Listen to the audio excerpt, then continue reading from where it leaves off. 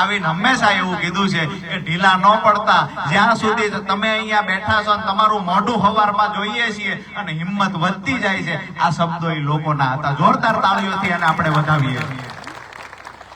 સાથે અહીંયા મોટી સંખ્યામાં આપ સૌ ઉપસ્થિત થયા છો. કાયમની માટે મને પ્રેમ આપવા માટે, મારી હિંમતમાં વધારો કરવા માટે તમામ મહાનુભાવો, તમામ સાથીઓ, તમામ ખેડૂતો ગામે ગામથી જે પધાર્યા છે, આજુબાજુના તાલુકાઓમાંથી પધાર્યા છે, આ તો બધા બોટાદ જિલ્લામાં, રાજકોટ જિલ્લામાંથી પણ આવ્યા છે.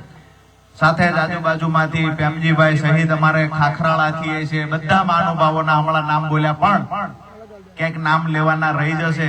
આપ સૌને એક નાના ભાઈ તરીકે પ્રણામ કરી, નમસ્કાર કરી અને જેલમાંથી આવ્યા પછી મળાયું નહોતું તો આજ આપ સૌને ગઢાદના આંગણે મળું છું, રામ રામ કરું છું.